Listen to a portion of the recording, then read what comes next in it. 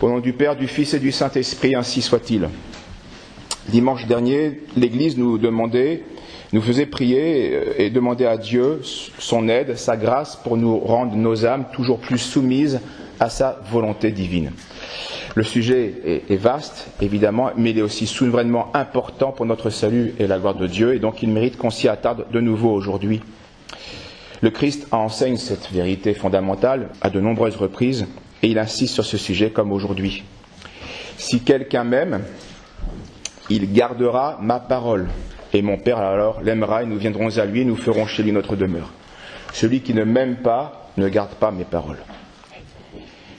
Puis notre Seigneur continue en annonçant l'Esprit Saint, le Consolateur, qui va enseigner toutes choses, et de nouveau, il conclut ce discours devant ses apôtres. Mais afin que le monde sache que j'aime mon Père, que Christ aime, donc il obéit, afin que le monde sache que j'aime mon Père et que j'agis selon le commandement qu'il m'a donné, que le Père m'a donné, levez-vous, partons d'ici. Et tout est dit dans cette dernière phrase. Pour être uni à Dieu, il faut faire comme le Christ, il faut faire donc la volonté du Père. C'est ça. Ça peut aller d'abord il faut la faire bien, cette volonté, donc par amour, et ça peut aller jusqu'au sacrifice complet de soi. C'est ce que le Christ indique à la fin de son discours. Afin que le monde sache que j'aime mon Père et que j'agis selon le commandement que le Père m'a donné, levez-vous, partons d'ici. Ils se lèvent pourquoi ? Ils partent pour où ? Notre Seigneur se lève et il part pour commencer sa passion, l'agonie, puis se laisser prendre, etc. C'est ça que ça veut dire. Il le fait par amour du Père pour obéir à son commandement. Partons, allons-y. Et je vais montrer au monde, moi, comment il faut aimer le Père. Donc avant de garder la parole de Dieu, il faut aussi la connaître, évidemment. Et comment connaître le commandement que le Père nous a donné à nous, particuliers, concrètement ? Il y a deux manières de connaître la volonté de Dieu. Soit cette volonté a été signifiée, elle a été explicitée, nous la connaissons par le catéchisme, la révélation, la Sainte Écriture, etc., le magistère. Ou soit elle est de bon plaisir, elle apparaît à travers des événements. Ou signifiée, ou de bon plaisir. Ce sont les deux manières de connaître la volonté de Dieu. La première s'appelle signifiée parce qu'elle est clairement manifestée. Et la seconde s'appelle de bon plaisir parce qu'elle s'exprime à travers des événements providentiels. Voyons ces deux aspects. Saint François de Sales décrit ainsi la volonté signifiée de Dieu. La doctrine chrétienne nous propose clairement les vérités que Dieu veut que nous croyions, les biens qu'il veut que nous espérions, les peines qu'il veut que nous craignions, ce qu'il veut que nous aimions, les commandements qu'il veut que nous fassions, et les conseils qu'il désire que nous suivions. Et tout cela est volonté signifiée de Dieu, parce qu'il nous a signifié et manifesté qu'il veut tous que cela soit entendu, cru, espéré, craint, aimé et pratiqué. Et donc, il y a donc quatre choses que Saint François de Sales distingue. Les commandements de Dieu, de l'Église, les conseils, puis les inspirations de la grâce, et puis pour certaines communautés ou des familles, certains règlements intérieurs. Et plus nous allons nous soumettre à ces lois, qu'elles soient naturelles ou des lois positives, qu'elles soient ecclésiastiques ou simplement civiles, mais justes évidemment, et bien plus on fera ces commandements-là, plus on s'y soumettra, et bien avec amour, et bien plus nous nous rapprocherons en fait de Dieu.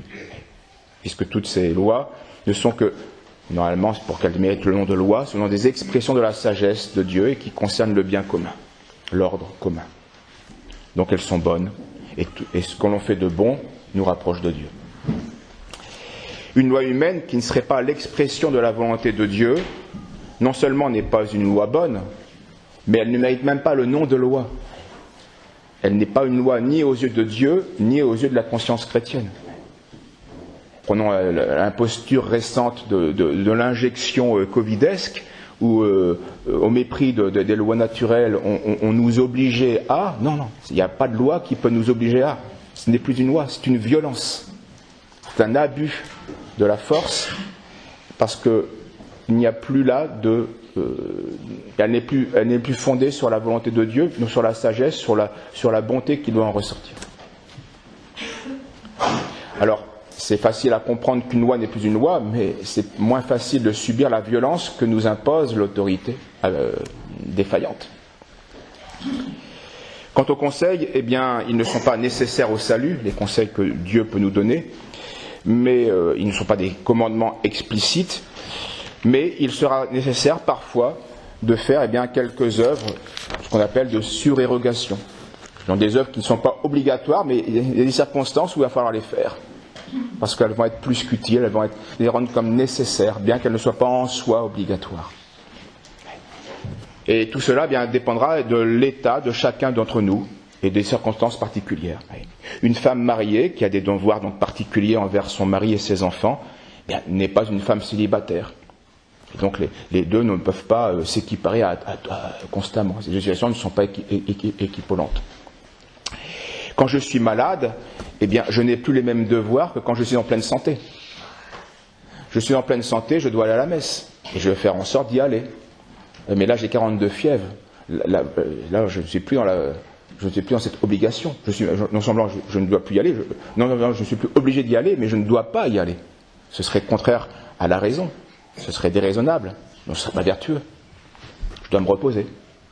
Je dois offrir mes souffrances et ainsi participer à la messe. Quoique absent, mais peut-être d'une manière plus profonde, plus méritoire. Un prêtre, de par son ministère, ne peut pas vivre les mêmes commandements qu'un chartreux. Ce n'est pas la même vocation. Et ainsi de suite. Donc, quelle que soit notre condition, il y a des moments dans notre vie, par contre, même si on n'est pas un chartreux, même si une femme célibataire n'est pas une femme mariée, etc., même si, bon, c'est vrai, mais il y a des moments, malgré tout, dans notre vie, si on désire vraiment la perfection, il faudra se résoudre à faire quelque chose qui n'est pas strictement commandé. Et donc à pratiquer les conseils du Christ, de pauvreté, d'obéissance, de chasteté. Il faudra à certains moments aller dans ce sens-là pour pouvoir en fait être plus disposé, plus fort, comme une barrière qui nous protège de l'obéissance au commandement de Dieu. Et pareil pour les inspirations qui sont compatibles avec nos devoirs. Dans ces conférences, Cassien, le propagateur du monachisme en Occident, à Marseille, au 5e siècle, donc dans ces conférences sur la discrétion c'était comme ça que les pères du désert appelaient la vertu de prudence, parce que discrétion veut dire discernement, peser les choses, écarter les mauvaises, garder les bonnes. Donc la vertu de discrétion, c'est le discernement et c'est ce qui nous rend prudents. Et à propos de cette vertu, donc Cassien montre que l'imagination ou le démon suggère parfois des pratiques qui sont moralement impossibles. On a comme des idées comme ça qui nous emportent et qui sont même parfois contraires à nos devoirs, mais on est attiré par cela. Et bien sûr, elles sont colorées d'inspiration divine. Ces suggestions produisent le trouble. Soit on y obéit à ce qui n'est pas réaliste, et alors on va perdre son temps et faire perdre le temps aux autres, et on se rend ridicule. Ou soit on y résiste, mais on croit à ce moment-là résister à un ordre de Dieu, alors on se décourage, on perd le fil, et on finit par tomber dans le relâchement, puisque on croyait que Dieu nous impose ceci, mais cela est impossible et irréaliste, et ainsi de suite, on se décourage.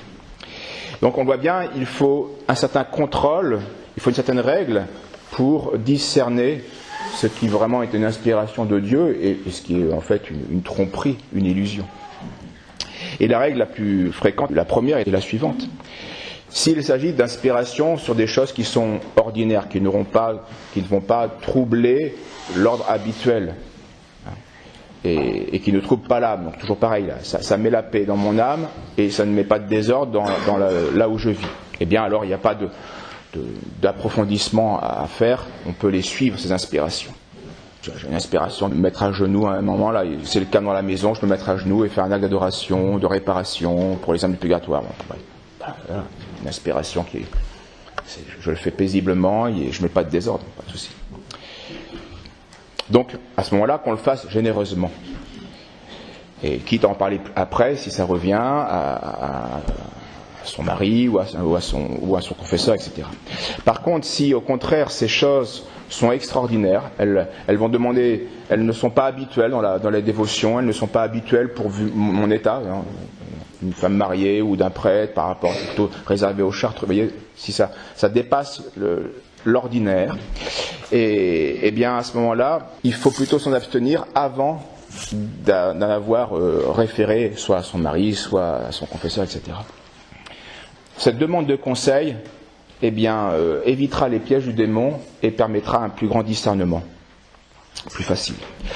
Quant à la volonté de bon plaisir, cette conformité consiste donc à se soumettre aux événements providentiels qui sont soit voulus directement par Dieu, soit uniquement permis. Mais au résultat, la conséquence est la même pour nous. C'est une certitude de foi que rien n'arrive sans la volonté de Dieu ou sans sa permission. Dieu étant de plus infiniment sage et bon, il ne peut rien vouloir ou permettre qui, au final, ne serve sa gloire et le salut, le bien de ceux qui sont concernés par ces choses. C'est ce que disait Tobie au milieu de ses afflictions et face aux reproches de sa femme qui se moquait de sa piété alors qu'apparemment il était abandonné de Dieu. Et Tobie lui répond que Dieu est juste et que toutes ses voies sont miséricorde, vérité et jugement. Mystérieux bien souvent, mais c'est vrai. Et c'est ce que nous inculquait saint Paul d'une autre manière en disant que tout coopère au bien de ceux qui aiment Dieu. Mais pour comprendre cette doctrine, il faut se placer du point de vue de Dieu et de l'éternité. Pour accepter ces conclusions de saint Paul et de Tobie, il ne faut pas se mettre au niveau de la vie présente et du bonheur terrestre. Sinon, il est impossible de les comprendre, de les accepter même. Et donc de comprendre la sagesse de Dieu, qui veut parfois nous soumettre à l'épreuve ici-bas pour nous purifier, nous faire mériter le ciel. Parce que tout est subordonné à cette fin, notre gloire dans le ciel, d'où la gloire de Dieu. Les mots présents ne sont que des moyens de purifier notre âme, d'acquérir des mérites pour bien justement cette plus grande gloire de Dieu, qui est la fin dernière de la création. On a fêté quelque temps Jeanne d'Arc, regardez, on a cet exemple mystérieux mais qu'on comprend mieux chez les autres que chez nous.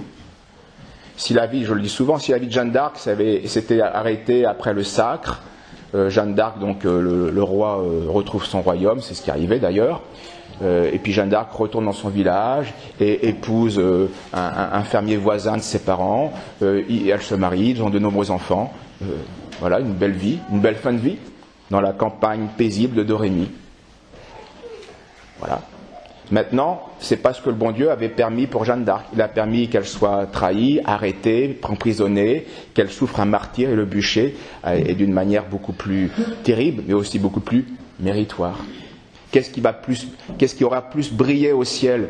La vie de Jeanne d'Arc qui finit sa mission extraordinaire par une vie ordinaire, sainte, sanctifiée dans le mariage, de manière héroïque, mais je dirais de manière selon une vocation ordinaire, ou ce bûcher où elle témoigne d'un abandon, d'une conformation absolument extraordinaire au Christ. Eh bien, ce dont maintenant se réjouit Jeanne d'Arc, c'est de ces épreuves qu'elle ne voulait pas quand elle était ici-bas. Et on est tous dans le même schéma, dans le même scénario. C'est pas à nous de choisir le scénario. Nous, on doit se soumettre au scénario. Donc on a le devoir de se soumettre à Dieu dans tous les événements heureux comme malheureux, dans les calamités publiques, dans les malheurs privés aussi, dans les intempéries des saisons qui nous font souffrir, dans la pauvreté, dans la souffrance, dans les deuils qui viennent nous frapper, comme dans les joies, dans l'inégalité des répartitions des dons naturels et surnaturels. On n'est pas égaux, certains ont plus de facilité naturelle. Et donc ça va avoir des conséquences bien bénéfiques, mais ça peut aussi être source d'occasion de danger spirituel, d'orgueil, etc. Et rien n'est simple, rien n'est figé.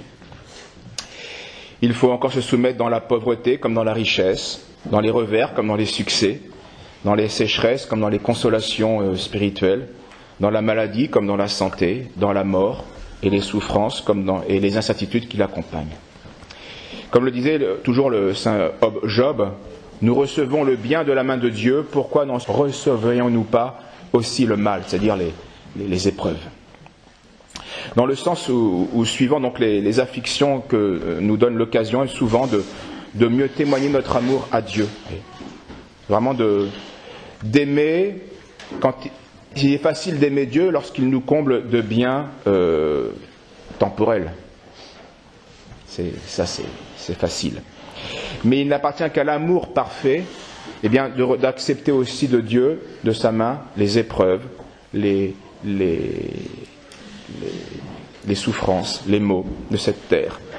Parce qu'à ce moment-là, on va prouver à Dieu qu'on l'aime uniquement pour lui-même et pas pour les consolations qu'il peut nous donner. Alors attention à ce devoir de soumission, ça ne nous dispense pas évidemment de l'action raisonnable ici-bas. Il faut refuser bien sûr de coopérer au mal et il faut aussi se chercher à sortir de situations qui sont en soi mauvaises, éprouvantes, évidemment. On est fatigué, il faut se reposer. Faut pas, le bon sens ne perd jamais ses droits. Mais une fois que j'ai fait tout ce que je pouvais, tout ce que je devais faire humainement, une fois que j'ai fait tout cela et que la situation perdure, qu'est-ce qui reste ? Eh bien, la soumission à Dieu, pas la révolte. La soumission à Dieu. Saint Philippe Néri répétait souvent à ses disciples des actes et pas des mots. D'où la nécessité de prier, de demander eh bien, l'aide de Dieu. D'où cette collecte de ce jour. D'où aussi l'exhortation de Saint Pierre. Soyez prudents, vaquez à la prière, surtout avec un ardent amour pour les uns pour les autres. Ou que chacun mette au service les dons qu'il a reçus, etc. Afin que Dieu soit glorifié en toutes choses. Le bon plaisir de Dieu, donc, seule l'humble résignation nous permet non pas de ne plus souffrir, c'est pas cela, mais de trouver une certaine paix dans la souffrance. Il y a un adage qui fait écho à cette manière, à cette réalité, même si c'est un adage naturel, mais ça reste vrai. Contre mauvaise fortune, bon cœur. Je fais tout ce que je pouvais, et maintenant, c'est mauvaise fortune. Eh bien, faisons bon cœur. Et dire, soumettons-nous à Dieu. Ça n'enlèvera pas la souffrance, ça l'apaisera. Seule, bien sûr, la foi peut nous faire comprendre que derrière telle réalité mystérieuse et crucifiante, il y a une volonté béatifiante de Dieu. Et ainsi nous pousser à un amour plus parfait du don de nous-mêmes à Dieu, à l'imitation du Christ. Même les saints ont mis du temps à acquérir cela. Mais il faut ne pas le perdre de vue pour se le répéter, et puis pour s'y entraîner. Et là encore, il faut exercer le discernement, la discrétion. Il n'est pas sage, il n'est pas vertueux de penser constamment aux mots passés, présents et à venir. Surtout en un seul bloc. L'Évangile nous dit de faire le contraire. À chaque jour suffit sa peine. Donc, il ne faut pas ressasser les mots du passé. Il ne faut pas imaginer tout ce qui peut nous arriver de terrible dans l'avenir. Ça, c'est pas vertueux. C'est pas raisonnable. Surtout quant aux mots de l'avenir, eh bien, c'est une pure folie de s'en préoccuper puisque